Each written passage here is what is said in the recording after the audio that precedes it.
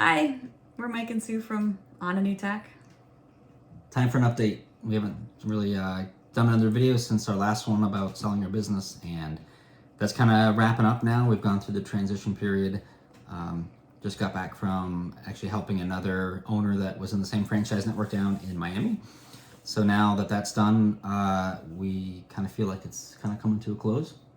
Yep, now it's time to start planning for the next phase. Selling all of our stuff. Yeah, it's a little daunting, but we're about to go visit my mom for Thanksgiving up in Allentown, and then from there we're going to go to Newark, which is only about an hour and a half away, and from there we'll fly to Cape Town and go visit Knysna, where the boat is being built. Update on that is it's supposed to start next week. It's now November 21st, so hopefully this coming week, the Thanksgiving week here in the U.S., that will be when it starts. Hopefully that'll pan out to be true. Yeah, they've already started on some of the furniture and internals, but they're waiting on the mold. Yeah, the mold will free up, and they built some furniture. I guess the fiberglass parts, and they veneer it later, so we'll be able to pick those choices out. But yeah, the actual pieces that get bonded to the hull are, we got to see those on a video call. They were sitting on top of a area in the factory ready for the boat when it comes out. Yep. So, what else? I don't know. Our house is a mess. Yeah, so we're going up to visit my mom, and this is going to be one of the few times we'll be driving up to Pennsylvania, maybe the only time before we sell everything and move. So we've been asking my mom and my sister, are there things around our house that you want, so we can bring them up now that we're driving our truck up there, and it just opened a can of worms. Yeah, trying to find a place for everything you own. I guess just like moving into a mini home or... We're moving, downsizing. Yeah, downsizing. Right? I mean, we've lived in this house since '98, and you just accumulate stuff that you don't need, or you can live without. Yeah. We'll say you can live without it. We're going to have to, right? That's the plan. So we are going through everything, and we just sold an artificial Christmas tree that we've had for quite a few years, and we're like, if we're not going to sell the Christmas stuff now, we might as well just put it in landfill because no one's going to want it in March.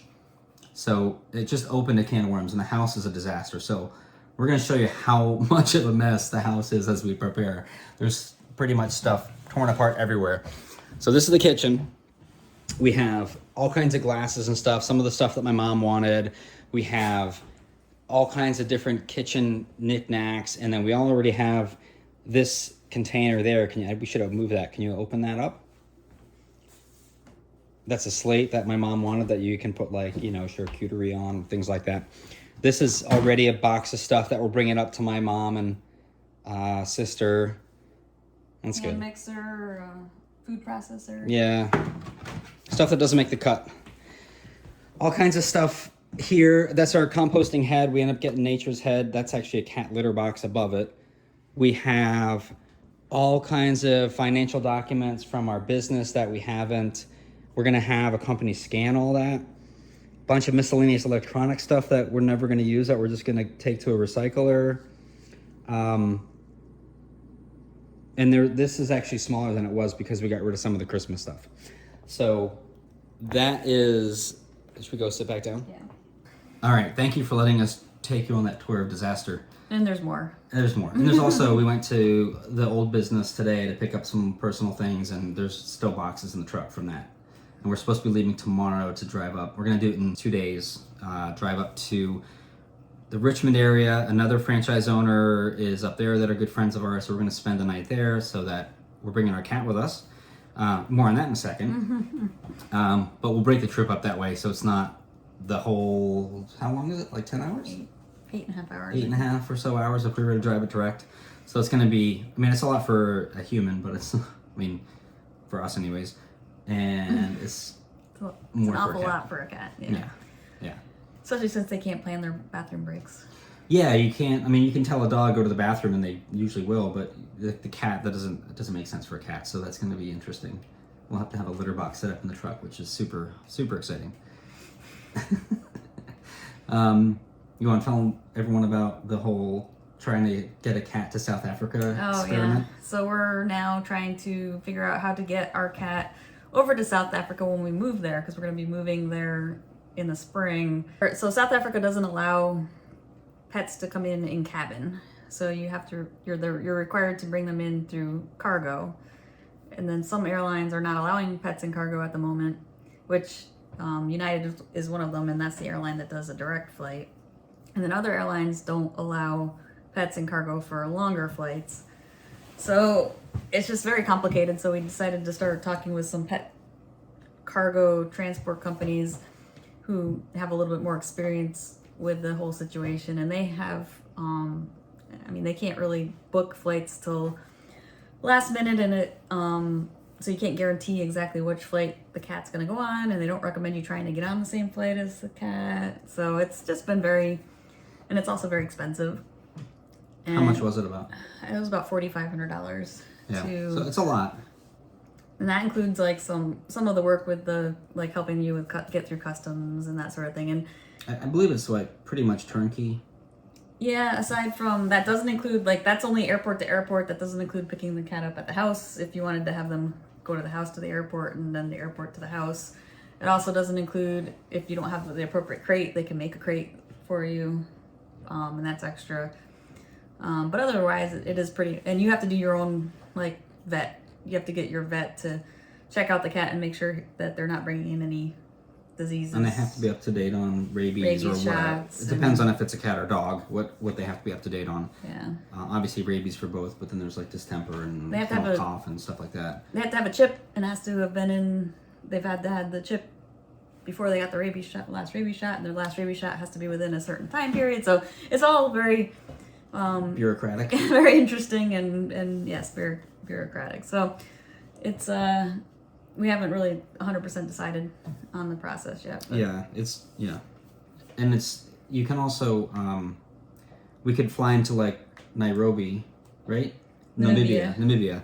And Namibia, if you fly into Namibia, you can bring a pet in cabin, and then from there it's directly north of South Africa. So you could do another flight that was much shorter that brought the cat into South Africa in cargo. So it'd be a shorter trip that way, but that's the whole thing too. It's like it's probably two layovers. Well, then you're also bringing them out of the plane, and they have to go through customs in that country, and introducing a pet in customs in another country is the whole process. Opening up a whole nother can of worms. Yeah, it's really difficult. And the reason that we want to bring him over with us, as opposed to just having one of our family take care of him until we get back, is it's going to be a year. So if we move over there in March, we're going to be going to South Africa to pick up the boat. We'll pick up the boat in July. We'll sail it across to Grenada. We'll be getting to Grenada during the hurricane season, so we'll have to stay there through December. And then we're in Grenada in December, so we still have to get all the way up through the Caribbean and back to the U.S. And taking our time. Or I guess maybe we could find out if one of our family members could fly him to Grenada, which maybe that wouldn't be too bad. So maybe we have to look into that too. So it's just, there's a ton of different ways we could go about it, and none of them are easy or great. Yeah, that's just scratching the surface. There's figuring out the cat, then there's also figuring out all sorts of other things like where are you going to be a resident, for banking purposes, for boat loan purposes, for income tax purposes. The world isn't really set up boat for registration, all that stuff. For travel, people that live aboard a boat and travel the world. So all of this is going to be interesting to see. Yeah, if you're in the U.S., most states just don't.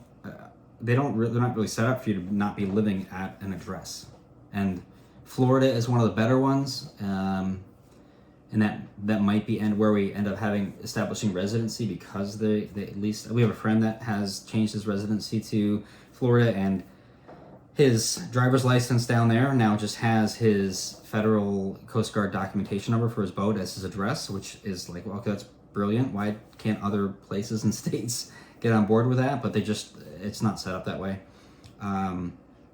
And so there's it seems like every turn there's something else new to learn, and we'll try to, as we figure this stuff out, we'll try to pass it on in video form or on our website or blog, so that you guys can learn from it. If this is of value for you to do something similar in the future, if you want to just know what it takes, we'll try to pass on what we've learned. But I would also say, who knows, it might change from one year to the next, but at least what it is right now, we can pass on what we've learned. We have a big announcement, though. We finalized on the name for our boat, which, if you've never done that before, for a boat that's going to become your home, it's a pain in the butt. It's really like, in a way, we don't have kids, and that's, we have our cat, and that's kind of why that we're putting so much effort into getting him moved over there with us, and being our first mate. But so naming a boat, it's, like naming a kid. You have a ton of different options. But you also have like the option in boats of it being like a pun or a concept or a phrase. Yeah, it's not just a name. Yeah, it's not like you're going to call it Mary. Right. I mean, that's not, the regular human names are not your only options. There's so many more than that.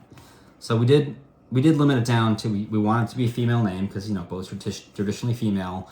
We wanted it to, we don't want it to be a pun because not on call or whatever is great if that's your weekend boat, but if it's your house, it's kind of, it's a little bit too informal, I guess. Yeah. Right? We spent months and months and months walking around the block talking about where we wanted to go with this, different ideas, looking up meanings. We wanted it to be short because you have to call it over the radio and on occasion, you got to spell it with phonetic alphabet. So not too difficult as well. Like our current boat's Beetlejuice, which is a little bit... It's a mouthful. It's fun, but it's it's also long to spell. And again, not our house. It's our weekend play boat. We knew when we got it was going to be a couple-year thing, so we decided to have fun with it. Yeah. And for those that don't know, if we've never brought this up before, when you're hailing another boat on the radio, you're supposed to say that vessel's name 3 times. So when someone wants to hail us, they have to say Beetlejuice 3 times. So... And if you've never seen that movie, that doesn't make sense. You'll have to go watch that movie. So, say it once, say it twice, 3rd time's a charm. And we're also fans of the stars, so... Yes, yeah, so... Beetlejuice had a double meaning for us. Since it's a star in the Orion, the top left star in the Orion constellation. So, without further ado, the name of our boat is going to be Sailing Vessel Mira. It's M-I-R-A, or I guess Mike... India.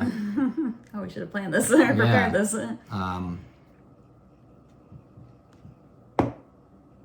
Is it India? I think so. Mike, India. Romeo?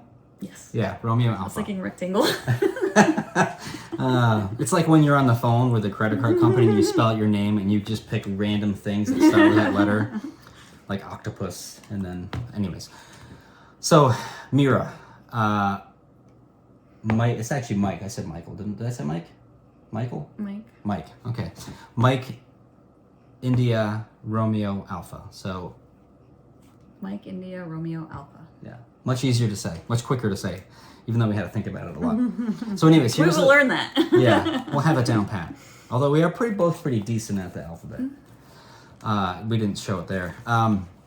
Okay, so here's the meanings across a bunch of different languages, I guess, or cultures, probably. So in Gaelic, it means Mary. Latin is either wonderful, peace, female ruler, or ocean. Slavic is also peace. Albanian is goodness or kindness.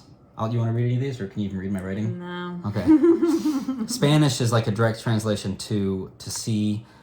Or to behold. Sanskrit is ocean. Kurdish is duchess or princess. Latin is extraordinary or beautiful. Greek is fate or destiny. And another cool thing about Mira is it's also the name of a variable red star in the Cetus constellation, which is the whale constellation. So that kind of pays homage to Beetlejuice, our current boat. So that's the name. So a lot of oceanic references. It's a strong female name, so we thought it was pretty, and every single time we thought of any other names, we just kept coming back to this one. Yeah, we came about that and we're like, that was pretty good. But then it wasn't like you're not like ready to settle on it right away because it's kind of a big decision. At least we feel it is. So, but yeah, we kept coming back to it, and that became what we compared all other options to, and that's what we settled on. So our boat will be Sailing Vessel Mira. Yeah. And we actually got some bottle openers made up. We should have grabbed one of those. Go back. I'm gonna go back. That's Worse. okay. So, anyways, you get the idea, and that's our channel there on the bottom. So, anyways, we got these as giveaways for friends. We did a little retirement party. We got these to let everyone know where they could follow us if they were interested. And we figure if we meet people out in the world, then we'll be able to. You're gonna try again. We'll be able to pass these on. We're going over to South Africa, so we're gonna meet the boat builder and choose some finishes and stuff like that, and we'll probably film a lot of that process. We just keep hearing great things about South Africa and Knysna in particular. So if we do get a chance to move over there ahead of picking up the boat, we'll definitely share those experiences as well. We keep meeting people that have been there and who are from there or who got married there, and it's just been a lot of fun to hear about what we should see and how nice the people are, and we're really looking forward to getting over there. Yep. So we were showing you the mess that we have in the house, and what we've realized is that we have a lot of things just to find homes for, and it'd be great to sell them and at least get some value back out of them. And hopefully we'll be able to do that for those items that kind of are worth more. Some antique furniture, some bicycles, and tools, all the tools I've collected, which I yeah. have a lot of really nice tools that those are going to have to go away, and I'll just get something that's a lot more compact. What else? That's it That's it. for now. That's it for now. Thanks for watching. Hope you got some value out of that. Let us know if there's pieces of this that we've talked about that you want us to go into more detail on, especially if you're kind of setting up to maybe do the same thing. Certainly would love to be able to help other people learn from our experience and mistakes. Hopefully mostly experiences. Yeah. No, there'll be mistakes. Hopefully not. Hopefully not too many. All right, until next time, everyone take care. Thanks. Thank you.